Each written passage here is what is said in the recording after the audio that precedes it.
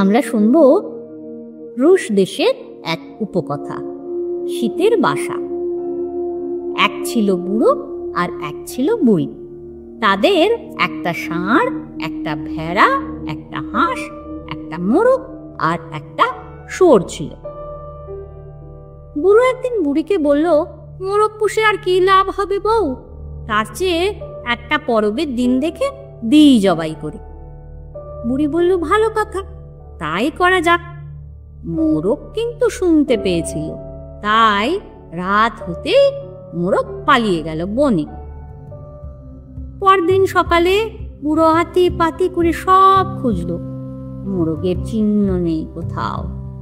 সন্ধেবেলা বুড়ো বুড়িকে বলল, দেখ বউ, মোরগ তো পেলুম না, চল শুয়োরটাকেই মারি। বুড়ো বলল, তাই শুয়োরটাই মারো। শুয়োর শুনতে পেয়েছিল, রাত হতে এসে পালিয়ে গেল বনে।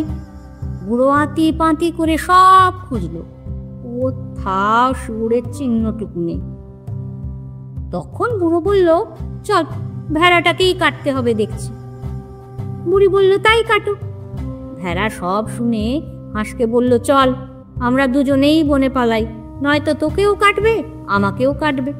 ভেড়া আর হাঁস দুজনেই বনে চলে গেল। বুড়ো উঠোনে এসে দেখে ভেড়াও নেই, হাঁসও নেই। বুড়ো আতি পাতি করে সব খুঁজলো, কিন্তু কোথাও পেল না। তখন বুড়ো ভাবছে, কি অদ্ভুত, সব কটা জন্তু পালিয়েছে, শুধু ষাঁড়টাই কেবল বাকি, শেষ অব্দি ওটাকেই কাটতে হবে।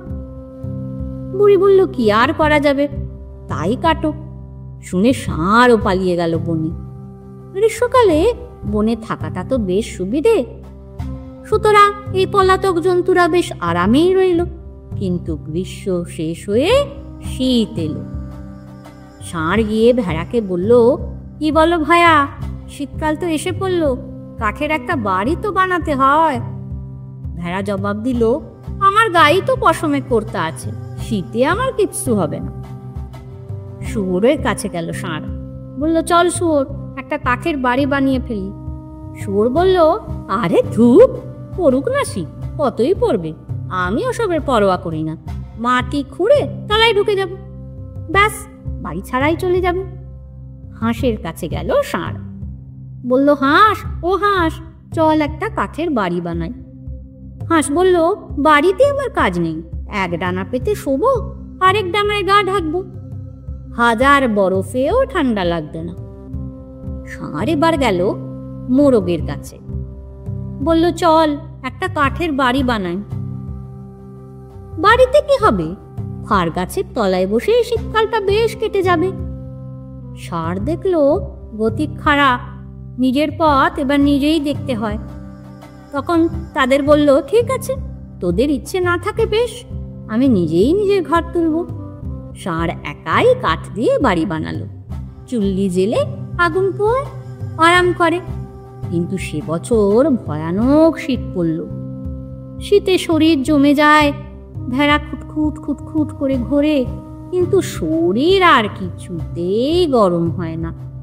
শেষ পর্যন্ত গেল ষাঁড়ের কাছে, ব্যা ব্যা, দরজা খোলো, ঘরে ঢুকি। না হে বাপু, সেটি হচ্ছে না, যখন তোকে সাহায্য করতে বলেছিলুম তখন বলেছিলি গায়ে পশমের কর্তা আছে, শীতকে পরোয়া করিস না।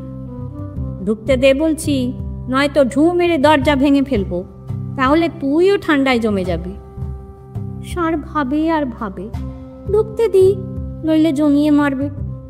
বলল, বেশ, ভেতরেই আয়। ভেড়াটা ঘরে ঢুকে চুল্লির সামনে একটা বেঞ্চিতে শুয়ে পড়ল। একটু পরেই দৌড়তে দৌড়তে শুয়োর এসে হাজির। ঘুট ঘুট ঘুট ঘুট, ও ষাঁড়, ঘরে দিয়ে তো গরম হয়নি, খোল খোল। না হে বাপু, সেটি হচ্ছে না, যখন তোকে ঘর তুলতে ডেকেছিলুম তখন বলেছিলি যতই শীত পড়ুক না কেন মাটি খুঁড়ে তলায় ঢুকবি। ঢুকতে দে বলছি, নয়তো সব কোনাগুলো খুঁড়ে দেবো আর তোর বাড়িটা ধুলিস্যাৎ হয়ে যাবে। ষাঁড় ভাবে আর ভাবে, বাড়িটা দেখছে ধুলিস্যাৎ করে দেবে। বলল, ঠিক আছে, আয়, ভেতরেই আয়। শুয়োর দৌড়ে ঢুকে সোজা মাটির নিচের গুদাম ঘরটায় গিয়ে আরাম করে জাঁকিয়ে বসলো। তারপর এলো হাঁস। Pack pack pack. ষাঁড়, ও ষাঁড়, ঘরে ঢুকে একটু গরম হয়ে নি, দরজাটা খোল না। না হে বাপু, ঢুকতে দেব না। তোর তো দুটো দুটো ডানা, একটা পেতে শো আর একটা গা ঢাকা দে। বাড়ি ছাড়াই তো তোর বেশ চলে যাবে। ঢুকতে না দিলে ওই কাঠের ফাঁকে ফাঁকে যে শ্যাওলা আছে সব টেনে ফেলে দেবো। ফুটো হয়ে হু হু করে তখন তোর বাড়িতেও শীত ঢুকবে। ষাঁড় ভেবে ভেবে শেষ পর্যন্ত হাঁসকেও ঢুকতে দিল। হাঁসটা ঘরে ঢুকে গিয়ে বসলো দাঁড়ে। একটু পরেই মোরও গেল ধেয়ে। কুকুর কো, ও ষাঁড়, দরজা খোল, ঢুকতে দে। না, খুলবো না। যা না যা, আর গাছের তলায় গিয়ে ঢুকে যা তার কোটরে। ঢুকতে দে বলছি, নয়তো চালের উপর চেপে ঠুকরে ঠুকরে গর্ত করে দেবো। হু হু করে শীত ঢুকবে তখন কিন্তু।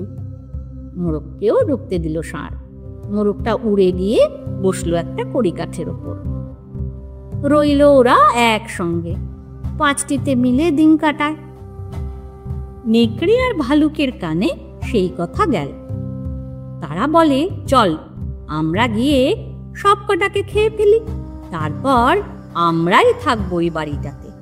এই বলে তারা রওনা হলো। নেকড়ে ভালুককে বলল, তোর গায়ে অনেক জোর, তুই আগে ঢোক।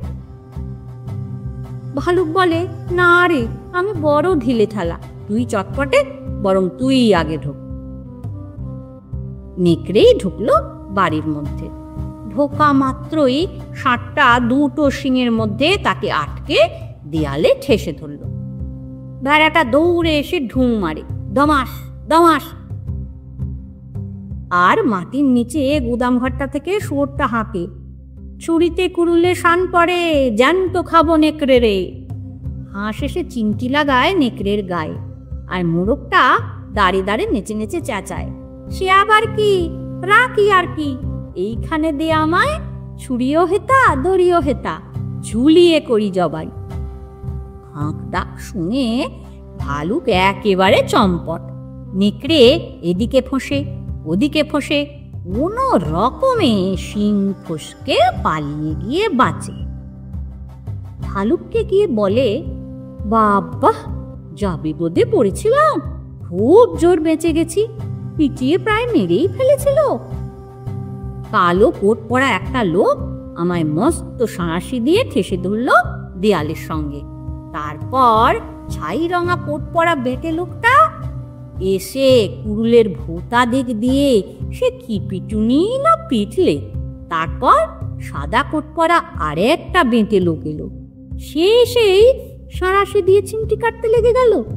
আর দলের সবচেয়ে ক্ষুদেটা টকটকে লাল জামা পরে কড়িকাঠের ওপরে চেঁচাতে লাগলো, সে আবার কি, রাখি আর কি, এইখানে দে আমায় ছুরিও হেথা দড়িও হেথা, ঝুলিয়ে করি জবাই। আর তলকুটুরি থেকে কে যেন হাঁক দিলে, ছুরিতে কুড়ুলে শান পড়ে, জ্যান্ত খাবো নেকড়ে রে। তারপর থেকে নেকড়ে আর ভালুক কাঠের বাড়ির ত্রিসীমানায় যায়নি। আর ষাঁড়, ভেড়া, শুয়োর, হাঁস, মোরগ সবাই মিলে মনের আনন্দে সেই বাড়িটায় বাস করে আর আনন্দে দিন কাটায়। এবার আমরা শুনবো রুশ দেশে আরো একটি উপকথা, কেছো পা ভালুক। এক ছিল বুড়ো আর এক ছিল বুড়ি। বুড়ো বুড়ি কিছু শালগম লাগিয়েছিল। ভালুক এসে তা চুরি করে খেত। বুড়ো একদিন ক্ষেত দেখতে গিয়ে দেখে যে কে যেন তার শালগম উপড়ে চারিদিকে ছড়িয়ে রেখেছে। বুড়ো বাড়ি এসে বুড়িকে সব কথা বলল। বুড়ি বলল, কিন্তু কে কাজ করলে বলো দেখি, মানুষ হলে তো শালগমগুলো উপড়ে নিয়ে যেত।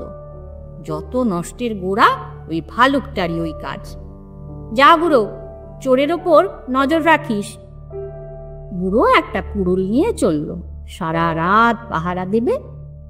সেই ভেবে সে বেড়ার পাশে চুপটি করে পড়ে রইল। হঠাৎ দেখে একটা ভালুক এসে শালগমগুলো উপড়োতে লাগলো। তারপর বোঝা করে শালগম নিয়ে বেড়া টপকাতে যাবে, অমনি বুড়ো লাফিয়ে উঠে কুড়ুল ছুঁড়ে ভালুকের একটা ঠ্যাং কেটে নিয়ে লুকিয়ে পড়ল। ভালুকটা ডাক ছেড়ে 3 পায়ে খুঁড়িয়ে খুঁড়িয়ে বনের দিকে চলে গেল। কাটা ঠ্যাংটা নিয়ে বুড়ো চলল বাড়িতে।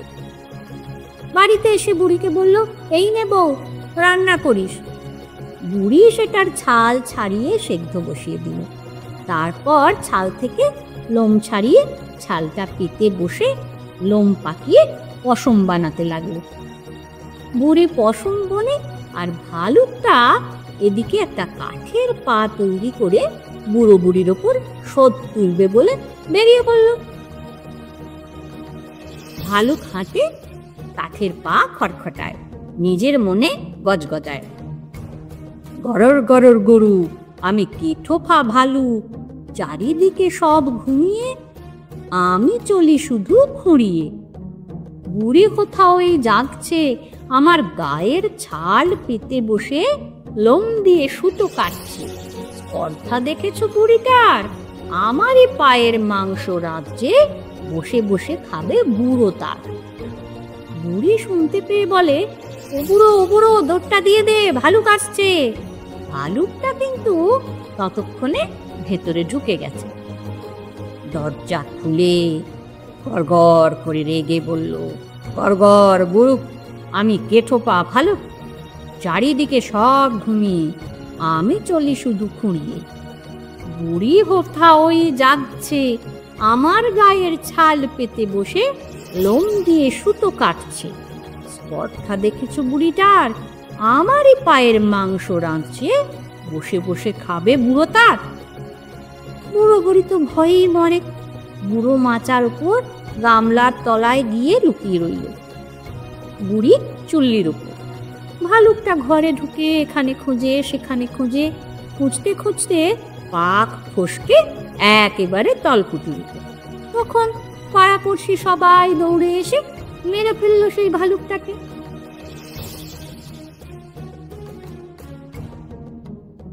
আজ আমরা শুনব রুশ দেশের একটি উপকথা, শেয়াল আর সারস।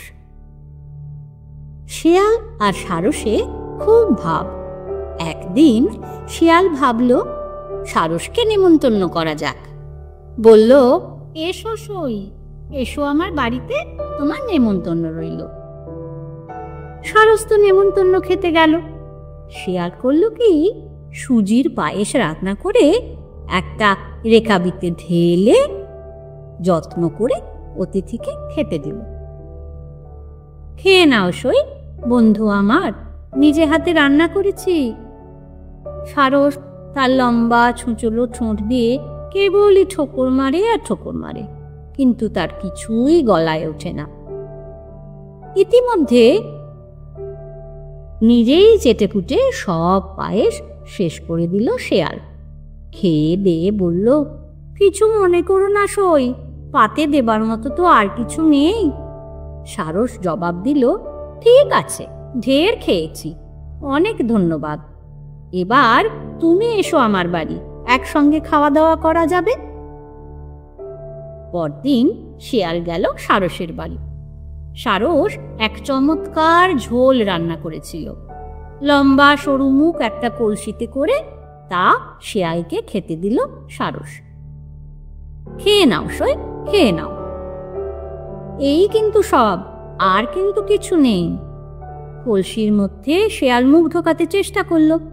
এদিক থেকে এগোয়, ওদিক থেকে এগোয়, একবার এদিক চাটে তো আরেকবার ওদিক চাটে, একবার এদিক শোকে আবার ওদিক শোকে, কিন্তু এক ঢোকও খেতে পারল না শিয়াল। কলসির মধ্যে তো তার মাথা ঢোকেই না। ঠোঁট ঢুকিয়ে সারস কিন্তু সব খেয়ে শেষ করে দিল। তারপর সারস বলল, কিছু মনে করো না সই, পাতে দেওয়ার মতো আর কিছুই নেই। শেয়াল দুঃখে মরে। সে ভেবেছিল 7 দিনের খাওয়া আজ খেয়ে নেবে, কিন্তু তার বদলে সে ঘরে ফিরল থোঁতা মুখ ভোঁতা করে। যেমন কর্ম তেমন ফল। সেই থেকে শেয়াল আর সারসের বন্ধুত্ব ঘুচে গেল। এখন আমরা শুনব রুশ দেশের উপকথা, চাষি আর ভালুক। এক চাষি একদিন বনে গেল শালগম বুনতে। চাষি লাঙল চালাচ্ছে, এমন সময় এক ভালুক এসে হাজির। সে চাষিকে বলল, চাষি, আমি তোর হাড় গুঁড়িয়ে দিই। না ভালুক দাদা, হাড় গুঁড়িয়ে দিও না, তার চেয়ে বরং এসো, আমরা দুজনে মিলে শালগম বুনি। আমি শুধু গোড়াটা নেব আর তোমায় ডগাটা দেব। ভালুক বলল, তা বেশ, কিন্তু বাবু যদি ঠকাও তাহলে আমার চোখে পড়লে আর কিন্তু নিস্তার পাবে না। এই বলে ভালুক চলে গেল ঘন বনের মধ্যে। এদিকে শালগমগুলো বেশ বড় হলো। শরৎকাল, চাষি চলল শালগম তুলতে। ভালুকটাও অমনি ঘন বন থেকে বেরিয়ে এলো। বেরিয়ে এসে বলল, শালগম ভাগ করো চাষি, আমাকে আমার পাওনা দাও। ঠিক আছে ভালুক দাদা, গোড়া আমার, ডগা তোমার। চাষি ভালুককে কেবল পাতাগুলো দিল আর নিজে শালগমগুলো গাড়ি বোঝাই করে নিয়ে চলে গেল শহরে বেচতে। পথে ভালুকের সঙ্গে দেখা। কোথায় যাচ্ছ চাষি? এই শহরে যাচ্ছি ভাই গোড়াগুলো বেচতে। দেখি তোমার গোড়াগুলো দেখতে কেমন আর খেতে কেমন। চাষি একটা শালগম দিল। ভালুক শালগমটা মুখে দিয়েই গর্জন করে উঠল, এ তো দেখছি তুমি আমায় ঠকিয়েছ, গোড়াগুলো তোমার বেশি মিষ্টি। আমার বনে যদি আর কোনোদিন জ্বালানি কাঠ নিতে আসো না, রক্ষে রাখবো না, হাড় গুঁড়িয়ে দেবো একদম। পরের বছর চাষি আবার ঠিক সেই জায়গাতেই চাষ করল। এবার শালগম নয়, রাই। রাই মানে সর্ষে। এবার রাই কাটার সময় হয়েছে। চাষি মাঠে গিয়ে দেখে ভালুক ঠিক হাজির। ভালুক বলল, এইবার বাপু আমায় ঠকাতে পারছো না, ভাগ দাও আমার। চাষি বলল, ঠিক আছে, জো হুকুম। তুমি ভালুক দাদা, তাহলে তুমি গোড়াগুলোই নাও, আমি নেব শুধু ডগাটুকু। দুজনে মিলে ওরা ফসল তুলল। গোড়াগুলো সব চাষি দিয়ে দিল ভাল্লুককে, আর নিজে গাড়ি ভরে সর্ষে নিয়ে চলে গেল বাড়িতে। ভালুক গোড়াগুলো চিবোয় আর চিবোয়, কিন্তু বাগে আনতে আর পারে না। চাষির ওপর হাড়ে হাড়ে চটে গেল ভাল্লুক। সেই থেকে ভালুক আর চাষির একদম বনে না।